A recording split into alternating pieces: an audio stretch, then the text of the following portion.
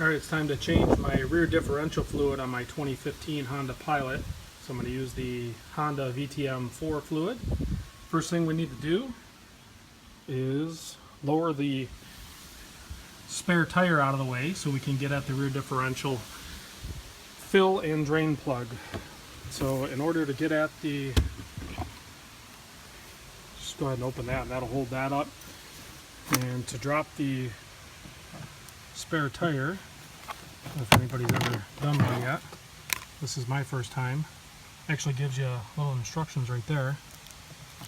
So you got to pop this plug out, and your tool is in here. This guy here, right?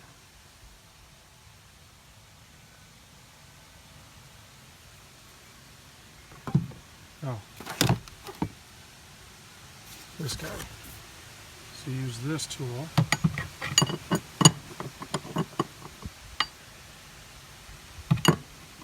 Should fit on there. Mine is not. There it goes. And then you go like this. With this tool. So go ahead and drop that down. That's how you do it. I'll cut this part out and then we'll get to the other part. Thanks. Alright, so now we have the spare tire out of the way, and I just tuck the cable and the holder up there. Spare tire's over there.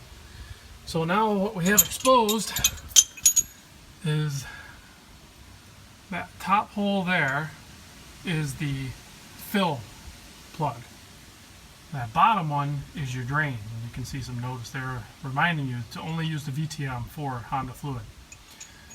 And what you do is you get yourself a ratchet with an extension 3/8, and you always pull the fill plug first, because if you pull the drain plug and you drain the fluid and you can't get the fill plug out, now you're screwed. So make sure you can get the fill plug out first, then pull the drain plug, drain into a drain pan, and then change the gaskets, all that junk. I'll show you that. Alright, so I got the drain plug out, and if you notice on there, the gasket did not come with it. It stayed on the differential, so it's still up in there. You got to get that gasket off.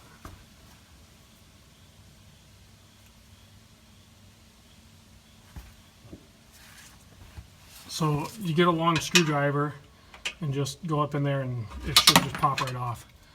So you don't want to reuse the old gaskets. You can in a pinch, but just don't. They're cheap, they're easy to get. So I already loosened the drain plug, so I'll go ahead and pull that so you can see the fluid drain out.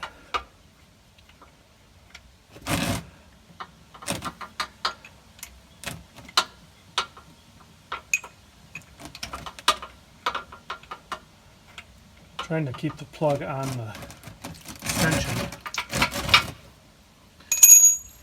And you'll get a little bit of splash, no big deal. Fluid looks good, nice and red and clean. This Pilot has, I think, 30,000 on it. I really like to change this earlier. I just was lazy about it. I'm also going to do the transmission fluid. So there's the drain plug. It has the gasket on it. It also has a magnetic catch on there. So we'll get that cleaned up. We'll get new gaskets installed once this is done draining. Reinstall those, torque them down, and then we'll fill it. And I'll show you how I fill that as well. Alright, I'm fully drained. I replaced the crush washers. I installed the drain plug back in, and I'm getting ready to fill. I use this transfer pump. Purchased at Tractor Supply. It holds just under, it says a quart on it, but really you can't fill it that high, so it holds just under a quart. I find this thing to be super useful. I've used it many times on doing projects like this, whether it be on cars or tractors or whatever. You can get in some really tight spots. It has a nice flexible hose. It doesn't transfer super fast, but you just pump it like this. And you can see that. It gives you a nice thumb workout, which will help with your texting ability. So it's dual purpose here. You get some fluid transfer and you get a nice thumb workout. So you go ahead and fill this till the fluid starts coming out of the fill hole. That's why you keep the drain pad down there. And then you're going to replace that fill plug and then just drive it up and down your driveway. Just put it in some forward and reverse action. Pull it back in your garage or on your level surface, wherever you're working. Pull that fill plug back out after you let it sit again and top it off, because you're going to get some voids filled when you move it, and you're not getting a total fill if you just do it this first time. So you're going to want to top it back off. So, and that's it. Then you put the spare tire back on and button everything up, and I usually clean up all the fluids down here. I'll usually spray it down with brake parts cleaner, make sure everything's dry, so that way we can watch for possible fluid leaks later. But this is a pretty routine procedure. Minimal tools. I highly recommend.